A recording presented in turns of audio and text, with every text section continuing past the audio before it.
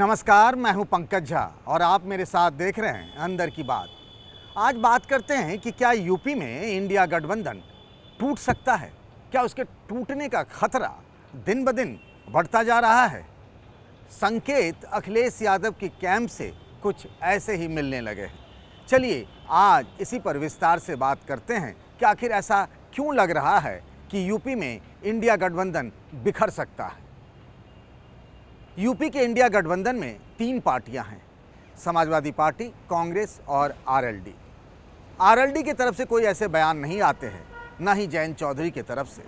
लेकिन ऐसा क्यों लगने लगा है कि बात बिगड़ने लगी है। शुरुआत में राहुल गांधी और अखिलेश यादव दोनों की तरफ से यही कहा जा रहा था कि हमारा लक्ष्य एक है, यानी बीजेपी को हराना, और हम इसीलिए एकजुट हुए हैं। और ये कोई पहला मौका नहीं है जब राहुल और अखिलेश साथ साथ आए हैं। आपको पता ही है 2017 के यूपी विधानसभा चुनाव में भी दोनों साथ साथ आए थे, लेकिन बात नहीं बन पाई थी। इस बार था कि साथ मिलकर रहेंगे तो बीजेपी को यूपी में रोक पाना थोड़ा आसान हो सकता है। लेकिन आखिर ऐसा क्या हो गया है। समाजवादी पार्टी के प्रदेश कार्यकारिणी, जो नई कार्यकारिणी बनी है, उसकी बैठक लखनऊ में समाजवादी पार्टी ऑफिस में हुई। वहाँ किसी मीडिया को अलाउ नहीं किया गया था अंदर। नई कार्यकारिणी की बैठक को अखिलेश यादव ने भी संबोधित किया और वहाँ जो उन्होंने बात कही और समाजवादी पार्टी के नेताओं ने जो उन्हें बात सुनाई, उससे तो लग रहा है कि बात बिगड़ने लगी है और बात कभी भी बिगड़ सकती है। अखिलेश यादव ने कहा कि हम रहना चाहते हैं गठबंधन में, लेकिन अगर गठबंधन नहीं हुआ तो हम 65 सीटों पर लड़ेंगे।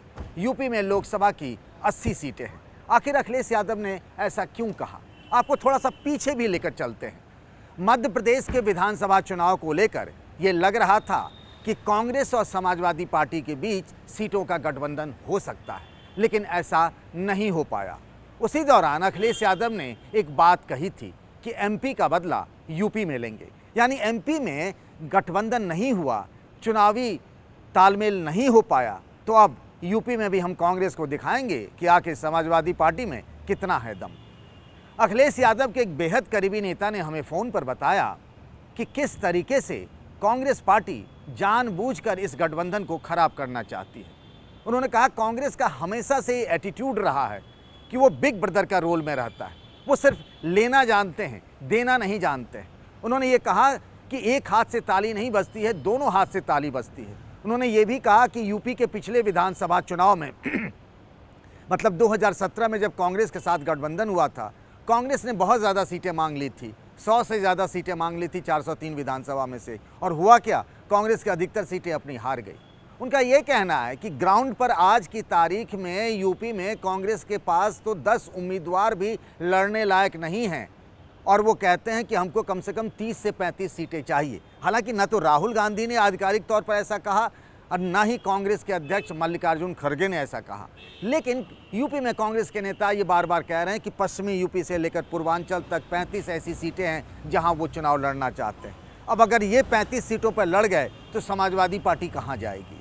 जबकि ग्राउंड पर अगर आज की तारीख में देखें तो 2022 के विधानसभा चुनाव में कांग्रेस को सिर्फ 2 सीटें मिली थी, जबकि 2019 के लोकसभा चुनाव में तो अमेठी से राहुल गांधी भी चुनाव हार गए थे, सिर्फ सोनिया गांधी ही रायबरेली की सीट जीत पाई थी। ऐसा क्या हो रहा है कि कांग्रेस को लेकर समाजवादी पार्टी का मन टूटने लगा है। अखिलेश यादव को लग रहा है कि कांग्रेस उन्हें फंसाना चाहती है। उनको लग रहा है कि जब ये 5 राज्यों में विधानसभा चुनाव हो जाएंगे, जैसे मध्य प्रदेश, छत्तीसगढ़, राजस्थान, तेलंगाना, मिजोरम, इसमें से 4 राज्यों में कांग्रेस का स्टेक दांव पर लगा हुआ है, एमपी, राजस्थान, छत्तीसगढ़ और तेलंगाना। अगर कांग्रेस इसमें से कुछ राज्यों में सरकार बना लेती है तो कांग्रेस का मोरल हाई हो जाएगा और फिर कांग्रेस बड़ी डिमांड करने लगेगी। उनकी डिमांड लोकसभा सीटों की इतनी बढ़ जाएगी यूपी में कि समाजवादी पार्टी को कांग्रेस को एडजस्ट करने के लिए बहुत मुश्किल होगा। इसीलिए अंदर खाने जो हमारे पास खबर छन कर आ रही है कि समाजवादी पार्टी तैयारी करने लगी है इस बात को लेकर कि अगर गठबंधन नहीं हो पाता है तो हम आज से ही तैयारी कर लें और 80 में से 65 सीटों पर हम अपनी तैयारी पूरी मजबूत रखें। इसीलिए उन्होंने बूथ कमेटी से लेकर कैसे कैसे इलेक्टोरल रोल बनता है, वोटर के पास वोटर आई कार्ड हो, इन सब चीज़ों को मजबूत करना चाहते हैं और चाहते हैं कि 15 सीटें आरएलडी और दूसरी पार्टियों को दे दी जाएं और 65 सीटों पर अपनी उसकी तैयारी रहे समाजवादी पार्टी की कि अगर कांग्रेस से बात नहीं बनी तो वो चुनाव लड़ लेंगे और 2 सीटें वो छोड़ देंगे कांग्रेस के लिए, क्योंकि इससे पहले भी रायबरेली और अमेठी में समाजवादी पार्टी चुनाव नहीं लड़ती रही है। और ये बात भी सच है कि अगर समाजवादी पार्टी रायबरेली और अमेठी में कांग्रेस के खिलाफ कैंडिडेट दे दे तो फिर इन दोनों सीटों पर, जिसको कहा जाता है कांग्रेस का गढ़, वहाँ भी कांग्रेस के लिए मुश्किलें खड़ी हो सकती हैं। जब मध्य प्रदेश के चुनाव को लेकर कांग्रेस और समाजवादी पार्टी में काफ़ी झगड़ा चल रहा था, मध्य प्रदेश के पूर्व मुख्यमंत्री कमलनाथ ने अखिलेश को लेकर कौन है अखिलेश, कौन है वखिलेश तक ऐसी बात कह दी थी। फिर यूपी कांग्रेस के अध्यक्ष अजय राय ने भी कह दिया था अखिलेश को लेकर कि जो अपने पिता का सम्मान नहीं कर पाए वो मेरा क्या सम्मान करेंगे। अखिलेश ने भी अजय राय को चिरकुट नेता कह दिया था। तब राहुल गांधी के कहने पर कांग्रेस के एक बड़े नेता ने अखिलेश को फ़ोन करके सॉरी कहा था और कहा था कि बयानबाजी बंद होनी चाहिए, पर ऐसा हुआ नहीं। कुछ ही दिनों बाद जब आज़म खान जेल गए तो उनसे मिलने के लिए अजय राय पहुँच गए, जबकि उनको पहले से पता था कि मुलाकात नहीं हो सकती है।